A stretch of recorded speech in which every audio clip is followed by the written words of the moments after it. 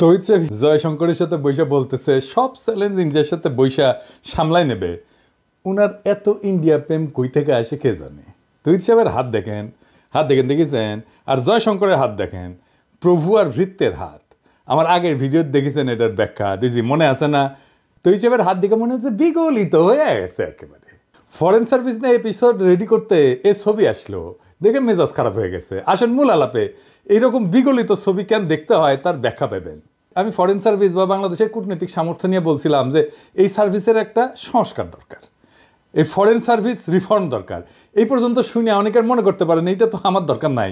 হ্যাঁ জি না ভাই, এটা আমাদের খুব দরকার।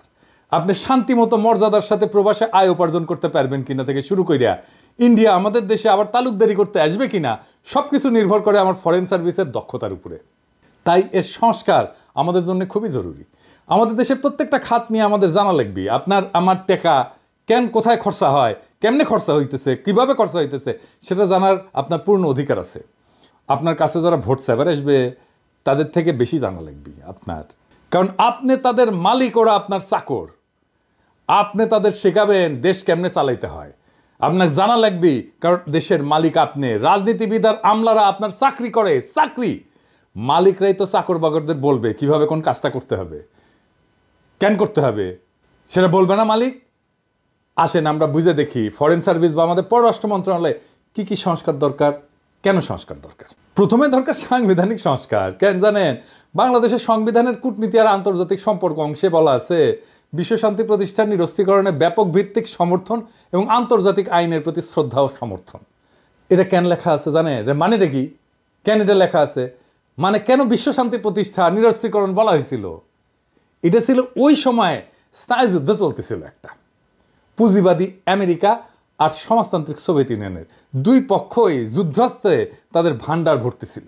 সারা দেশের দেশগুলো দুই দেশের অধীনের বলয়ে চলে গেছে। এক দল আমেরিকার বলয়, আর এক দল সোভিয়েত ইউনিয়নের বলয়। আর এক দল ছিল যারা না ঘরকা না ঘাটকা, মানে শ্যামো রাখতে মন চায়, কুলো রাখতে চায়। তার নাম দিল জোট নিরপেক্ষ রাষ্ট্র। কিন্তু আসলে সোভিয়েত বলয়, হাঙ্গেরি সিপিবি, পন্দের আলো, দিল্লি স্টার, বাঙ্গু সুশীলদের নাগাল আর কি। ওরা যা করে তাই যায় আওয়ামী লীগের পাতে। উই করবি সমাজতন্ত্র, কিন্তু সমাজতান্ত্রিক দুনিয়া তো টাকা নাই, তাই করবি সমাজতন্ত্র আর টাকা নিবি পুঁজিবাদী আমেরিকার কাছ থেকে। ভাত খাবি ভাতারের আর পিরিত করবি ভাসুরের লগে। এটার নাম জোট নিরপেক্ষ আন্দোলন। তো এই জোট নিরপেক্ষতার এজেন্ডা ছিল নিরস্ত্রীকরণ। কেন জানেন? কারণ আমেরিকার লগে অস্ত্র বানানিতে সোভিয়েত ইউনিয়নের পাল্লা দিতে পারতেছিল না। ওই সোভিয়েত ইউনিয়নের গোয়াত নাই সাম রাধাকৃষ্ণের নাম, তো অস্ত্র বানাবে গেলে চলবি, তাই ওই ফেও ধরিছে নিরস্ত্রীকরণের। ওটা ঢুকেছে সংবিধানের বাংলাদেশে। আপনার এই এটা এখন দরকার আছে। আমাদের তো এখন জাতীয় সামরিক শক্তির বৃদ্ধি দরকার। আঞ্চলিক সমস্যাগুলো বাড়তেছে।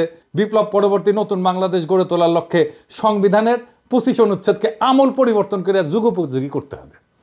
সংবিধান সংস্কার কমিশন হয়েছিল, ওটি আলী রিয়াজ ছিলেন, আবার হাঙ্গেরে ফিরোজ ছিল। তো ক্যাঙ্কা পরামর্শ দিচ্ছে, বুঝতে পারছেন?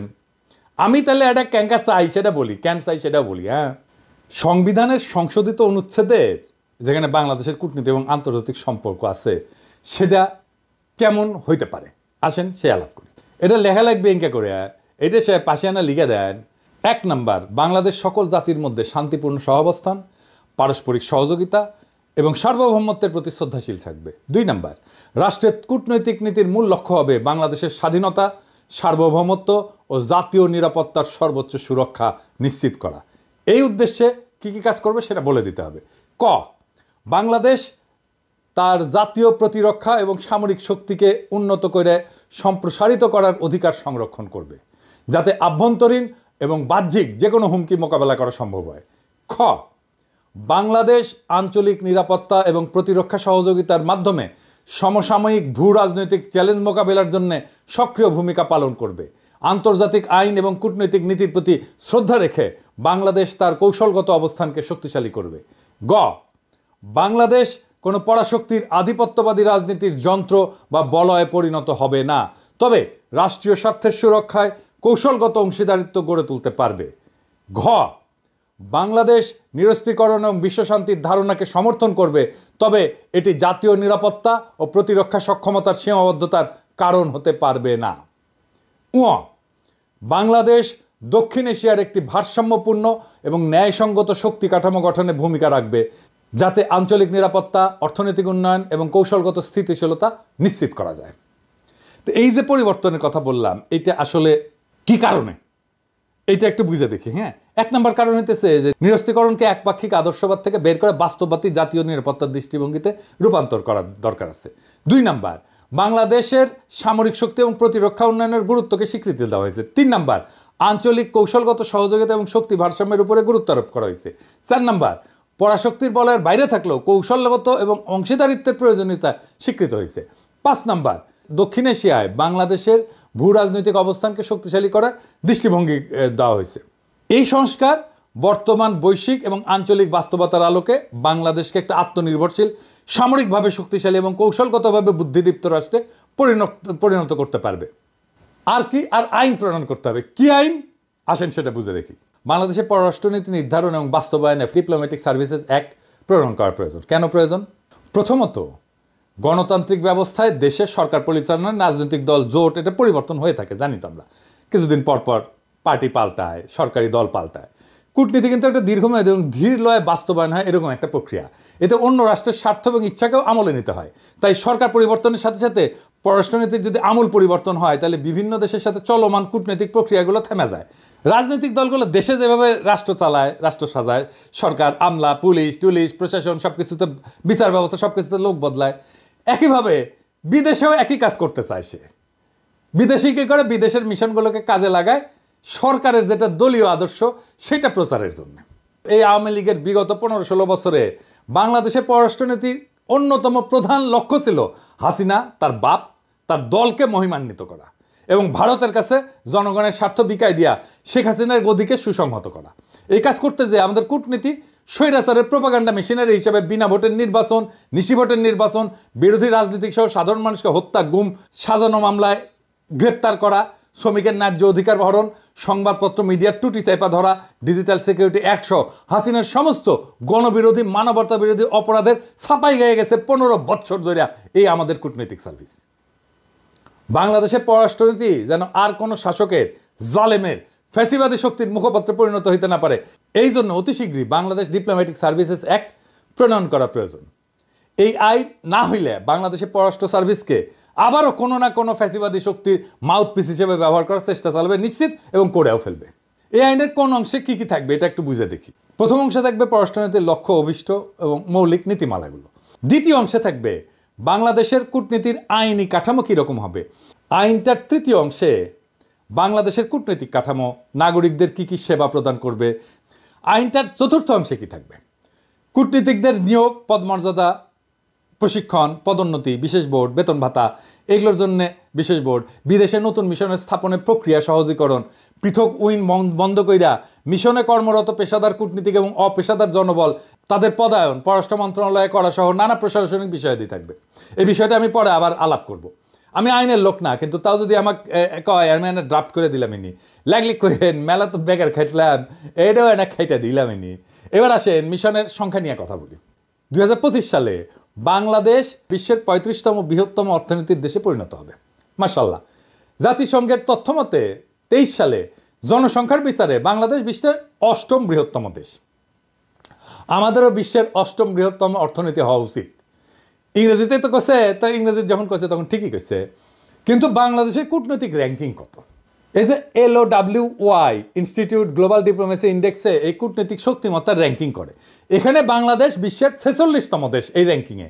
আপনি 8ম বৃহত্তম জনসংখ্যার দেশ, আপনার 35তম অর্থনীতির দেশ, আর কূটনৈতিক শক্তিতে 46 নাম্বার। এটা হইল 3 দিকে আধিপত্যবাদী ভারত পরিবেষ্টিত চীনের মতো বৃহৎ শক্তির পাশে অবস্থিত দেশের কূটনৈতিক প্রয়োজনের বিচারে এটা কোনো শক্তি? আপনার অবস্থা ক্যাঙ্কা হবে জানেন? গরিবের সুন্দরী বউয়ের মতো, সবার ভাবি হবেন। তাই হয়েছে, হাসিনা সরকার তো ইন্ডিয়াকে পাশে বেঁধে দিত, সেটা তো জানে নিজের নেই।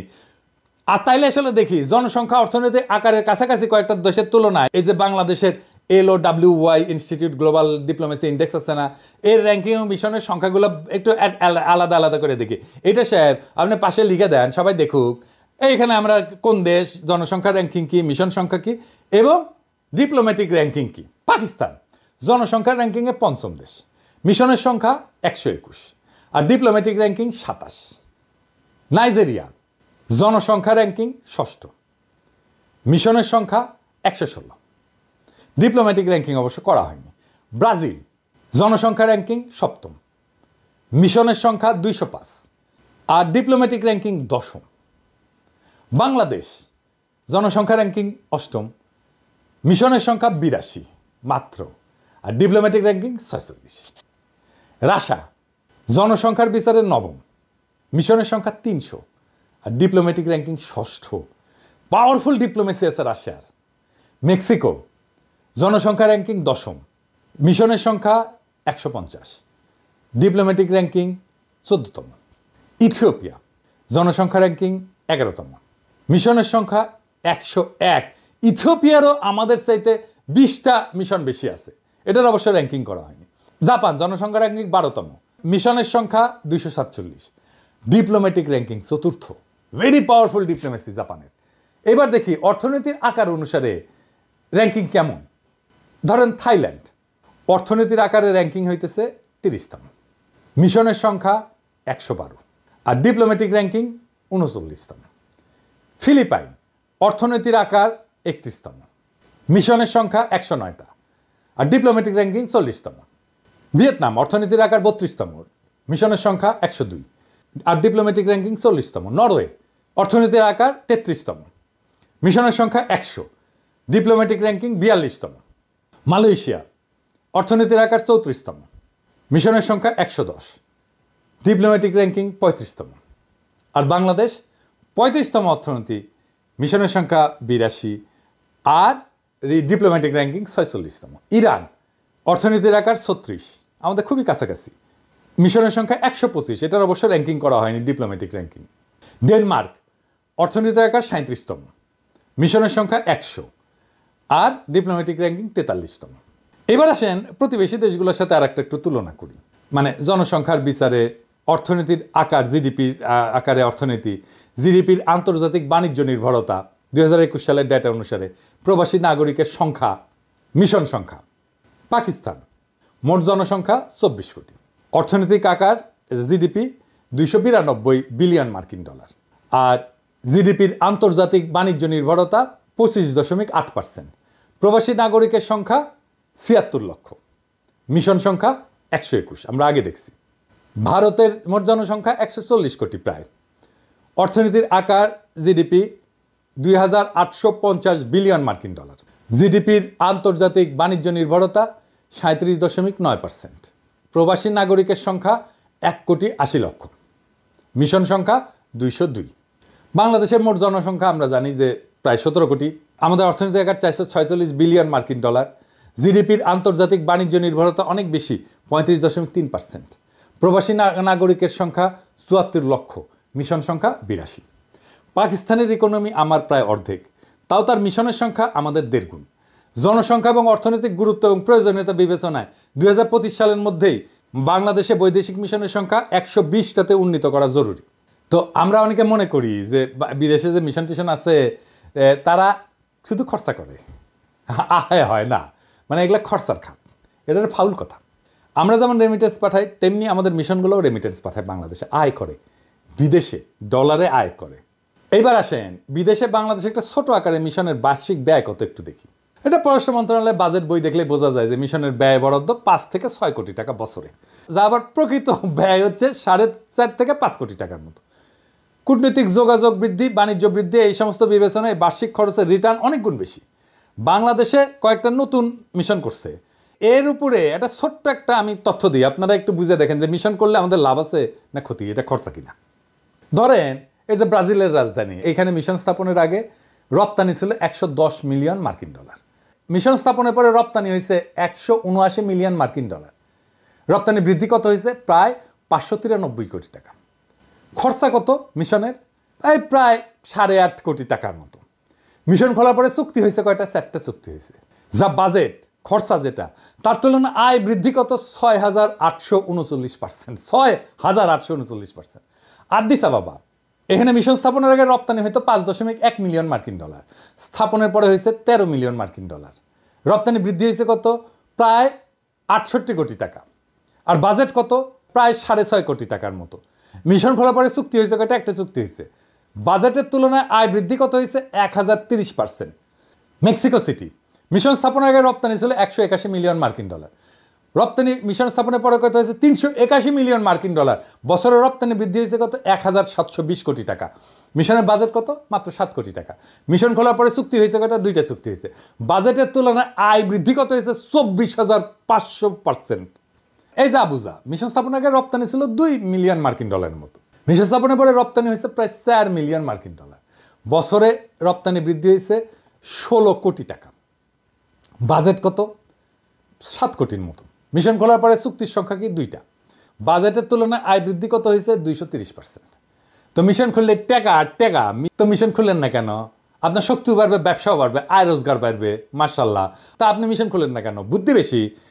কেন মিশন খুলেন না জানি তো, কারণ আপনাদের বুদ্ধি বেশি, আকেল কম, অথবা প্রশাসনের সাথে পারেন না, অথবা অর্থ মন্ত্রণালয়ের সাথে পারেন না, আপনার আর্গুমেন্টই তুলে ধরতে পারেন না।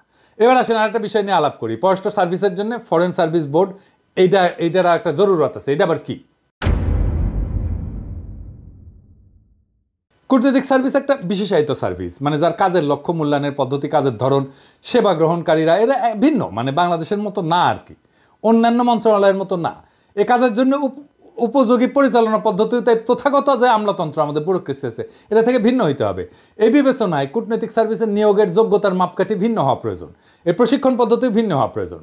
বিশেষভাবে কূটনীতিকদের মূল্যায়নের একটা মাপকাঠি আছে, মানে কি ভালো কাজ করতেছে না খারাপ কাজ করতেছে। এইটা আবার করছে কি, এটা একটা সিস্টেম আছে, নাম হচ্ছে APA, অ্যানুয়াল পারফরমেন্স এগ্রিমেন্ট। এটা আবার ইন্ডিয়া করে দিছে, বুঝছাও। এটা দিয়ে আমাদের কূটনীতিকদের দক্ষতা মাপে। হ্যাঁ, এটা ইন্ডিয়া ব্যানে দিছিল। এটা কি, এটা বুঝে দেখি এই APA এটা কি আর এটা কেমনে কাজ করে।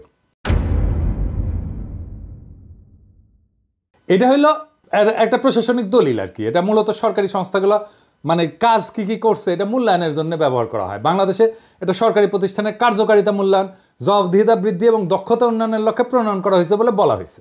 এটার মূল উদ্দেশ্য হয়েছে কি পরিমাণে কাজ সে দিচ্ছে, ডেলিভার করছে, এটা মেজার করা, মানে এটা পরিমাপ করা। প্রত্যেকটা মন্ত্রণালয়, বিভাগ, সরকারি সংস্থার বার্ষিক একটা টার্গেট তৈরি করা এবং সেটা অর্জন করতে পারছে কিনা সেটা পর্যালোচনা করা। এটা দায়বদ্ধতা এবং স্বচ্ছতা এটা নিশ্চিত করা, কাজের প্রতি জবাবদিহিতা নিশ্চিত করা এবং স্ট্র্যাটেজিক পরিকল্পনা, কৌশলগত পরিকল্পনা, নীতিগত লক্ষ্য বাস্তবায়ন এবং সরকারি সেবা উন্নত করা, সরকারি খাতের ব্যয় ব্যবস্থাপনা, সম্পদের কার্যকর ব্যবহার নিশ্চিত করা। কিন্তু বাংলাদেশের কূটনীতিকদের মূল্যায়নে এই APA কেন ব্যবহার করা যাবে না, এটা একটু বুঝে দেখে। এটা খুব ইন্টারেস্টিং ব্যাপার, একাডেমিক, কিন্তু বুঝলে এটা সুবিধা আছে আমাদের সবারই। কূটনীতিকদের কাজের প্রকৃতি অত্যন্ত গতিশীল এবং জটিল। তাদের কার্যকারিতা শুধুমাত্র প্রশাসনিক চুক্তি দেওয়া মাপা কঠিন। কূটনীতির ক্ষেত্র হচ্ছে পরিস্থিতি ভিত্তিক এবং রাজনৈতিক। এটা শুধু সংখ্যাভিত্তিক মানদণ্ড দিয়ে বিচার করা যায় না। APA সংখ্যাভিত্তিক মানদণ্ড। কূটনীতিক কাজ দীর্ঘমেয়াদী প্রভাব ফেলে, যা বার্ষিক মূল্যায়নে ধরা যাবে না। মানে আপনার এটা ফল আসতে যদি 5 বছর সময় লাগে, তাহলে আপনি 1 বছরের মধ্যে কি দেখবেন? দেখতে পাবেন না তো কিছুই। দ্বিপাক্ষিক এবং বহুপাক্ষিক সম্পর্ক, বিদেশি লবিং, প্রভাবশালী রাষ্ট্রের সাথে নীতিগত বোঝাপড়া, এগুলো সরাসরি APA-তে দেখাই যায় না। এটাই আসলে কূটনীতিক সার্ভিসের মূল কাজ। তাহলে আপনি APA দিয়ে করবেন কি এদের জন্য? এটা ছাড়াও সরকারের কিন্তু একটা ওভারঅল হাসিনার আমলে ভারতীয় পরামর্শ APA ছাড়াও NIS বলে একটা জিনিস তৈরি করছে। এটা একটা হাস্যকর পদ্ধতি। NIS দিয়া কোন মন্ত্রণালয় কত ভালো কাজ করতেছে, কত দক্ষ, সেটা বের করা হয়। কিন্তু ইন্টারেস্টিং হয়েছে, NIS দিয়ে যে সমস্ত মন্ত্রণালয়কে দক্ষ বলে বলা হয়েছে সেগুলোই হইতেছে সবচেয়ে দুর্নীতিগ্রস্ত এবং সবচেয়ে অদক্ষ মন্ত্রণালয়। আসেন এটা বুঝে দেখে এটা কিরকম। বাস্তবে যে সমস্ত মন্ত্রণালয় সবচেয়ে দুর্নীতিগ্রস্ত এবং অদক্ষ, তারাই এই যে মূল্যায়ন পদ্ধতি, এই যে NIS আর APA বললাম, এতে শ্রেষ্ঠ মন্ত্রণালয় হিসেবে স্বীকৃতি পাইছে। এটাতে কৃত্রিমভাবে সাজানো রিপোর্টের মাধ্যমে প্রশাসনকে দক্ষ এবং দুর্নীতিমুক্ত দেখানোর চেষ্টা করা হয়। বাস্তবে জনগণের সেবা নিশ্চিত করতে এই পদ্ধতিগুলা কোনো কার্যকর পরিবর্তন আনতে পারেনি। দুর্নীতির জন্য কুখ্যাত মন্ত্রণালয়গুলো বারবার শ্রেষ্ঠত্বের পুরস্কার পেয়েছে। আমি উদাহরণ দিই, সড়ক পরিবহন সেতু মন্ত্রণালয়, মানে যেটা ওকা, ওই যে কাউয়া ওই কাউয়া আসছে, কাউয়া এটা কাউয়ার সাউন্ড দেন অনেকদিন পরে, জোরে দেন, আরো জোরে হচ্ছে। হ্যাঁ, তো এইখানে তারা কিভাবে কাজ করছে, কি দুর্নীতি করছে আমরা তো জানি। আর কি গৃহায়ন এবং গণপূর্ত মন্ত্রণালয়, হ্যাঁ, সরকারি ভবন নির্মাণ উন্নয়নে, এটা সাধারণ ঘটনা তো দুর্নীতিতে। শিক্ষা মন্ত্রণালয়, যেখানে প্রস্তভাস, নিয়োগে দুর্নীতি এবং শিক্ষাখাতের মানের যে অবনতি ঘটছে, সেটা তো এই শিক্ষা মন্ত্রণালয় দীপুমণি করছে, তাই না? সেটা নাকি বেস্ট পারফর্মিং মন্ত্রণালয়। তাহলে চিন্তা কর। স্বাস্থ্য মন্ত্রণালয় কি হয়েছে এটা তো আমরা জানি, এখনো স্বাস্থ্য মন্ত্রণালয় সেইটার জন্য ধুকতেছে। এই এপিআর এনআইএস এটা জনগণের সাথে প্রতারণা করে এক ধরনের ব্র্যান্ডিং টুল। এটা ব্যর্থ, অপ্রাসঙ্গিক। প্রকৃত জবাবদিহিতা, সুশাসন এবং দুর্নীতির বিরুদ্ধে কঠোর ব্যবস্থা নেওয়ার জন্য নতুন কার্যকর বাস্তবসম্মত মূল্যায়ন পদ্ধতি দরকার। আপনারাই বলেন যে সড়ক, গণপূর্ত, স্বাস্থ্য, শিক্ষা যদি সেরা মন্ত্রণালয়ের সার্টিফিকেট পায় তাহলে ইন্ডিয়া আমাদের কেমন চাপা ম্যাট দিতেছিল তাদের একটা সিস্টেম করে দিয়া। এনআইএস আর এপিআই কিন্তু ইন্ডিয়া করে দিছে, বুঝছেন? আমাদের ব্যুরোক্রেসিও তারা এইভাবে খোড়া করে দিছিল। কূটনীতিকদের পদোন্নতি এই সমস্ত মূল্যায়নের নিরীক্ষা হওয়া উচিত না। সবচেয়ে ভয়ানক যে জুলুম হাসিনা সরকার পররাষ্ট্র সার্ভিসের সাথে করছে তা হলো নিষেধাজ্ঞার ভোটের কারিগর অ্যাডমিন ক্যাডারদের অধীনে পররাষ্ট্র সার্ভিসের পদোন্নতির ব্যবস্থা করে দিছে।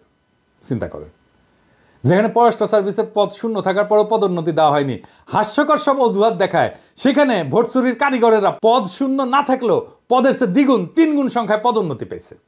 এটা হাস্যকর অজুহাত বলি। অ্যাডমিন ক্যাডারের একই ব্যাচের অফিসারদের পদোন্নতি হয়নি বলে পররাষ্ট্র ক্যাডারের পদ শূন্য থাকলেও তাদেরকে পদোন্নতি দেওয়া হয়নি 2-3 বছর ধরে। আমি আগের এক এপিসোডে এই কথা বলছিলাম। কাজেই পররাষ্ট্র সার্ভিসের পদোন্নতি ফরেন সার্ভিস বোর্ডের মাধ্যমে হইতে হবে। আর্মির পদোন্নতি যেভাবে হয় আর্মির বোর্ডের মাধ্যমে, তাদের বিশেষ ভাতাদি, সন্তানদের লেখাপড়ার খরচ, মেডিকেল, বিশেষায়িত দক্ষতা সম্পন্ন বাইরের কাউকে মিশন, পররাষ্ট্র মন্ত্রণালয়ে সাময়িকভাবে যে প্রেষণ করা হবে সেই পদায়নের প্রক্রিয়া, রাষ্ট্রদূত, সিনিয়র পদগুলোতে পদায়নের ক্ষেত্রে এই বোর্ড সুপারিশ করবে। আর কিছু উইং আছে, এগুলো আসলে বন্ধ করে দেওয়া উচিত। বিদেশে মিশনগুলোতে বাণিজ্য, প্রবাসী কল্যাণ, স্বরাষ্ট্র, ইকোনমিক, এগুলো বিভিন্ন মন্ত্রণালয়ের জনবল কাজ করতেছে। সমস্যা সেটা না। কোনো মিশনে বিশেষায়িত লোকবল প্রয়োজন হইলে পররাষ্ট্র মন্ত্রণালয় চাহিদার ভিত্তিতে পররাষ্ট্র মন্ত্রণালয়ের মাধ্যমে প্রেষণে, ডেপুটেশনের লোক পাঠানো যাইতেই পারে। সমস্যা অন্য জায়গায়। সমস্যা হলে এই উইংগুলো স্থাপন করা হয় বেশিরভাগ ক্ষেত্রে পররাষ্ট্র মন্ত্রণালয়ের কোনো অনুমতিই নেওয়া হয় না। মানে চিন্তা করে, যারা কাজ করতেছে, যাদের সাথে তাকে কাজ করবে, তাদের আসলে প্রয়োজন আছে কিনা সেটা জানার প্রয়োজন মনে করে না। মানে এখন লোক পাঠানো লাগবি, এরা বিদেশের প্রেষণ ক্যাডার এইরকম জাউরমি করে এরা। তো অনুমতি ছাড়া যেগুলো খোলা হয়েছে পররাষ্ট্র মন্ত্রণালয়, যেমন সুইজারল্যান্ডে লেবার উইং, কায়রোতে লেবার উইং, ইতালিতে ডিফেন্স উইং, অস্ট্রেলিয়াতে লেবার উইং, এগুলো খুলছে পররাষ্ট্র মন্ত্রণালয়ের সাথে কোনো আলোচনা ছাড়াই। পশ্চিমা দেশগুলোতে বাংলাদেশের অদক্ষ, সীমিত দক্ষতা সম্পন্ন লোকদেরকে মধ্যপ্রাচ্য বা মালয়েশিয়ার মতো চুক্তিভিত্তিক নিয়োগ দেওয়া সম্ভব না জানেও কেবলমাত্র বিশাল সাইজের অ্যাডমিন ক্যাডারের লোকদেরকে জায়গা দেওয়ার জন্য আর সচিব, মন্ত্রী, আমলাদেরকে প্রোটোকল দেওয়ার জন্য এই সমস্ত অপ্রয়োজনীয় উইং খোলা হয়েছে। মধ্যপ্রাচ্যে বাংলাদেশি কর্মী ভাইরা বেশি সংখ্যায় থাকলেও আরামায়েশের জন্য লেবার উইং, পাসপোর্ট উইং, এসব উইং খোলা হয়েছে ইউরোপ, আমেরিকা, অস্ট্রেলিয়া। কি মজা! এবার আসেন পাসপোর্ট উইং নিয়ে যখন আন্তর্জাতিক সিভিল এভিয়েশনের জন্য এমআরপি বাধ্যতামূলক করা হইল, তখন পররাষ্ট্র মন্ত্রণালয় চাইছে পাসপোর্ট অধিদপ্তর থেকে পাসপোর্টের কাজে দক্ষ, অভিজ্ঞ, নন ক্যাডার জনবল। কিন্তু অ্যাডমিন ক্যাডার ওই দেখছে, এটা তো মৌকা পাওয়া গেছে, নিজেদের বিদেশে পোস্টিংয়ের সুযোগ পাওয়া গেছে। পররাষ্ট্র মন্ত্রণালয়ের মতামতের বাইরে যায় বিভিন্ন দেশে পাসপোর্ট উইং খোলা হয়েছে, সেখানে প্রায় সব অফিসার অ্যাডমিন ক্যাডার নিয়োগ দিছে। কেন রে ভাই? অবিলম্বে এই সমস্ত উইং বন্ধ করে পররাষ্ট্র মন্ত্রণালয়ের মতামত অনুযায়ী মিশনে কাজের পরিধি এবং প্রয়োজনীয়তা অনুযায়ী পাসপোর্ট কাজের দক্ষ পাসপোর্ট অধিদপ্তরের লোকবল দিতে হবে। লেবার উইংগুলো বন্ধ করে যেখানে প্রয়োজন আছে সেখানে শুধুমাত্র পররাষ্ট্র মন্ত্রণালয়ের মতামত অনুযায়ী আন্তর্জাতিক শ্রম আইনের দক্ষ, সেবার মানসিকতা আছে এরকম অ্যাটাশে নিয়োগ দেওয়া যেতে পারে, খরচও কমবে। এবার আসেন উইঙ্গার সাংগঠনিক নিজেদের জন্য মজার কি ব্যবস্থা করে নিয়েছে প্রশাসন ক্যাডার। প্রত্যেকটা উইংয়ের জন্য আছে আলাদা গাড়ি, আলাদা ড্রাইভার, আলাদা ব্যক্তিগত কর্মকর্তা, আলাদা অফিস। এগুলা স্ব মন্ত্রণালয়ের আন্ডারে পৃথক বাজেট। এই জন্য মিশনের মধ্যে আর একটা আলাদা অফিস, অনেকগুলো মিশন। এই সমস্ত কর্মকর্তাদের এসিআর, কাউন্টার সাইন বা প্রতি স্বাক্ষর করে স্ব মন্ত্রণালয়ের সচিব। বাংলাদেশের সমগ্র বৈদেশিক সম্পর্ক দেখার দায়িত্ব যাদের, তাদেরকে বাইপাস কইরা ওই সমস্ত সচিব সরাসরি কাজ করে তাদের উইংয়ের সাথে। এটা কোনো কথা? কেমন করে কাজ করছে বাংলাদেশের পররাষ্ট্র দপ্তর এবং কেমন ভালসুন পররাষ্ট্রমন্ত্রী ছিল সবসময়। দেশের কূটনৈতিক প্রয়োজনে পররাষ্ট্র ক্যাডারের বাইরে বিশেষায়িত লোকজন প্রয়োজন। এই প্রয়োজন একটা মিশনের মধ্যে আরও কতকগুলো স্বতন্ত্র প্রশাসনিক সাংগঠনিক কাঠামো গঠন করে কেন করতে হবে রে ভাই? কেন প্রশাসন ক্যাডারের জুনিয়র কর্মকর্তারা বিদেশে গাড়ি বিলাস করবে? দেশে যেভাবে লয় লস্কর সহ আরামাইশে থাকে, সেভাবে বিদেশেও বউ বাচ্চার প্রয়োজনে গাড়ির ব্যয় কেন দেশের গরিব মানুষ দেবে? আর মজা হইল, দেশে যে বিশেষভাবে গাড়ির মালিক হয়ে যায় তার সেই গাড়ির জন্য আবার বিদেশে বসেও রক্ষণাবেক্ষণ বাবদ টাকা তোলে। বুঝাও, একদিকে দেশে গাড়ি উবারে দেয় অথবা আত্মীয় স্বজনের কাছে বর্গা দেয়, আবার বিদেশের সরকারি খরচে গাড়ি হাঁকায়, দেশের ভাড়াঘাটা গাড়ির ব্যয় বাবদ তোলে। আবার রাতের ভোটের কারিগরদের খুশি করার জন্য কি ব্যবস্থাই না করছে হাসিনা। আমাদের সুনির্দিষ্ট প্রস্তাব হইল বৈদেশিক সম্পর্কের পুরোটার দায় দায়িত্ব পররাষ্ট্র মন্ত্রণালয়কে দিতে হবে। এটা খুবই ন্যায্য চাওয়া। মিশন হবে একটা মাত্র প্রশাসনিক ইউনিট, সেখানে কূটনৈতিক ছাড়াও বিশেষায়িত দক্ষতা সম্পন্ন অ্যাটাশে থাকবে। অন্য সার্ভিস হলে প্রেশনের মাধ্যমে, ডেপুটেশনের মাধ্যমে পররাষ্ট্র মন্ত্রণালয়ে চাকরি স্থানান্তর কইরা, আর সার্ভিসের বাইরের লোক হইলা পররাষ্ট্র মন্ত্রণালয়ে প্রয়োজন সাপেক্ষে চুক্তিভিত্তিক নিয়োগ দেবে। কিন্তু বিশেষায়িত এই সমস্ত নিয়োগ পুরোটাই হবে অস্থায়ী ভিত্তিতে, প্রয়োজনীয়তা এবং দক্ষতার বিচারে। কোনো উইং থাকতে পারবে না। মিশন হবে একক ইউনিট। ফিল্ডে যেভাবে ক্যাডার দ্বন্দ্ব ক্যাজাল ইগল লড়াই লাগায়, সেইটা আবার মিশনে হইতে দেওয়া যাবে না। এমনিতে এই মিশনের লোক বল কম, তাও যদি এই সমস্ত ফালতু কাজে ব্যস্ত থাকে তাহলে কাজ কিভাবে হবে? তাই এই উইং প্রথা বন্ধ করে দিতে হবে মেহরবানি করে, আজই এখনই। মিশনে বিশেষায়িত দক্ষতার লোকজন অ্যাটাশে হিসাবে আসবেন, কিন্তু তা আসবেন পররাষ্ট্র মন্ত্রণালয়ের মাধ্যমে। তাদের জন্য মিশনের ভেতরে আরও কতগুলো মিশন খোলার দরকার নাই। আমি এটা নিয়ে আগের এপিসোডে বলছি, এতে সরকারের খরচা কমবে, আর যেই অফিসার যেই দপ্তরে কাজ করছে তারই তো আনবো উইংয়ে, তাই না? অ্যাটাশে করে প্রশাসন ক্যাডারের একজনকে পাসপোর্ট উইংয়ে দিলাম, যে কোনোদিন পাসপোর্ট নিয়ে কাজই করে নাই, ভবিষ্যতেও করবে না, তবে তার 2 বছর ইউরোপে পাসপোর্টের দায়িত্ব দিয়ে রেখে তারপরে দেশে গিয়ে তুলা উন্নয়ন বোর্ডের পরিচালক বানিয়ে দিলাম। এটা কোনো কাজ হইল? প্রশাসন ক্যাডারকে বলবো আপনাদের লোকগুলোকে উইথড্র করেন, সসম্মানে ফেরত নিয়ে যান, গাড় পেলি করেন না, বুঝছাও? হ্যাঁ, আমরা গেলে এমবেসিতে যাই ঘাট ধাক্কা দিয়ে বের করে দিতে পারি, সেই সামর্থ্য আছে আমাদের। প্যারিসে থেকে যদি 32 নম্বর জয় বাংলা করে দেওয়া যায়, তাহলে এমবেসি থেকে 2-1জনকে ঘাট ধাক্কা দিয়ে বের করে দেওয়া যাবে। সবাইকে দিতে হবে না, 2-1টা জায়গায় স্যাম্পল দেখালে আপনারা সাইজ হয়ে যাবেন। ভালোভাবে বললাম তো, কিন্তু হয় কি, অনেকে বলে যে আমি উগ্রতা ছড়াই, কিন্তু আপনারা তো ভালোভাবে বললে শুনেন না রে ভাই, বাধ্য করেন তো উগ্র হইতে। তো আমরা যুক্তি দিয়ে বুঝান যে কেন এদেরকে রাখা দরকার, নয়তো প্রত্যাহার করেন, সিম্পল হিসাব করে ফেলবেন, গাড়পেলি করবেন, সাইজ করে দিব কলে। আসেন এবারে অডিট নিয়ে কথা বলি, অডিট দিয়ে মিশনের পারফরমেন্স মূল্যায়ন করার কথা বলি। মিশনগুলোতে 2 বছরের একবার অডিট করার জন্য 2 জন অফিসার 14 দিন করে সরকারের টিএডিএ নিয়ে সফর করে। অথচ মিশনগুলোর গড় ব্যয় হইতেছে বছরে 5 কোটি, যার 60% বেতন ভাতা, যার অডিট সফর করে করার কিছু নাই। বেতন ভাতা তো আগে থেকে ঠিক করা থাকে, তাই না? আর এটা তো বেতন ভাতা সে নিজে তোলে না, আপনারা পেটে দেন তার অ্যাকাউন্টে, তাই না? মিশনে অডিটে যাওয়ার জন্য অডিট অফিসের যে আগ্রহ, তার সবার সরকারের যদি সব সেক্টরে থাকলে হইনি, তাহলে এত তো দুর্নীতি হইল না নি। এটা হইতেছে ফরেন ট্রিপ, একটা 14 দিনের মুফতে একটা ফরেন ট্রিপ। এর চেয়ে গুরুত্বপূর্ণ হইল যে 2% থেকে 5% নিয়ে তো বিল পাস করেন, তাই না? এটা তো আমরা জানি, তাই না? এটা তো সিস্টেম, এটা বন্ধ করেন। দেশের মানুষের মাথার উপর থেকে এই টাকার ভারটা তো কমতো, তাই না? এই ঘুষ নীতিতে ব্যয়ের বোঝার ভারটা তো কমতো, কিন্তু করেন তো আপনারা। পার্সেন্ট নিয়ে তো বিল ঠিকই দেন, তো তখন অডিট করা লাগে না, ওইটা থামলাম। আপনাদের এই 5-6 কোটি টাকার ব্যয়ের অডিট নিয়ে, যার বেশিরভাগই হইতেছে বেতন ভাতা, সেটা নিয়ে আপনাদের কুরকুরানি দেখলে মেজাজ কলে খারাপ হয়ে যায়। মিশনগুলোতে অডিট আপত্তি হয়, এবং আর আপত্তি হয় কি জানেন? আপত্তি হয় কি, সেটা মজার একটা ব্যাপার, আর কত কমু আর কি। এটা হইতেছে দেশের যে প্রকিউরমেন্ট রুলস আছে, এটা আবার এদেশে এসে পালন করতে হয়, এই আইন আছে। এটা আইন না থাকলে আপত্তি দেয়। আমি তো ফ্রান্সে থাকি, ফ্রান্সে কোনো পণ্য সেবা এটা কেনার জন্যে কোটেশন আনতে হলে টাকা দিতে হয়, আবার কোটেশন না থাকলে অডিটে আপত্তি করতে হয়। তা মাইশন কই যাবে? এটা বাংলাদেশের মতো না, চাইলে কোটেশন দিয়ে দিবে, তা তো না, টাকা দিবেন, কোটেশন দিবে, তো মিশন যাবে কই? ধরেন এক এক দেশের স্কুলের একটা মিনিমাম এজ এক এক রকম আছে না, কিন্তু দেশ থেকে নিয়ম করে দেওয়া হয়েছে যে 6 বছর না হইলে টিউশন ফি সরকারি খাত থেকে নেওয়া যাবে না। এখন ধরেন যেই দেশে 5 বছরে স্কুলে যাওয়া বাধ্যতামূলক, যেই দেশে, সেই দেশে কি করবে কূটনীতিকের বাচ্চারা? না পড়ায় বসে রাখবে ঘরে? অনেক উন্নত দেশেই সরকারের যে টাকা, সেই টাকা দিয়ে 2 বাচ্চা পড়ানো যায় না, বাধ্য হয়ে তার বাচ্চাকে ওই দেশের স্থানীয় ভাষায় স্কুলে পড়াইতে হয়। 2 বছরের জন্য একজন ধরেন ফ্রান্সে আসছে, তোর বাচ্চাকে ফ্রেঞ্চ স্কুলে পড়াবে, ওর তো ল্যাঙ্গুয়েজ শিখতেই 2 বছর লাগবে রে ভাই। তো কূটনীতিকদের সন্তানেরা যে ইংলিশ মিডিয়ামে পড়তে হয়, এটা তো বিলাসিতা না, এটা তো নেহায়েত প্রয়োজন। আপনি বাচ্চাদের কথা চিন্তা করবেন না, তো জীবন ধ্বংস হয়ে যাবে তোরে ভাই। 2 বছর পর ট্রান্সফার হয়, তো এখন ফ্রান্স থেকে স্পেনে গেল, বা ফ্রান্স থেকে সৌদি আরব গেল, উঠি যে আবার আরবি শিখবি, আবার 2 বছর ওই ল্যাঙ্গুয়েজই শিখবি চিরজীবন। মানে আমি কই না যে আমাদের ব্যুরোক্রেটরা, আমলারা, এদের মাথাত কি আছে আমি জানি না, কিন্তু এদের হৃদয় নাই। হৃদয় দিয়ে প্রবলেম বুঝে না। আমি যে কথাগুলো কইলাম, এটা শুনছেন তো? এই কথাগুলোর মধ্যে কোনোটা অন্যায্য কথা আছে, বেইনসাফি কথা আছে। আর কি, মিশনের পারফরমেন্স মূল্যায়নের সুনির্দিষ্ট মানদণ্ড করা জরুরি।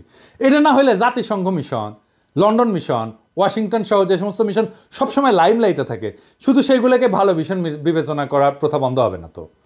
আর এসব লাইমলাইটে থাকা মিশনগুলো যাওয়ার জন্য তদবিরও বন্ধ হবে না।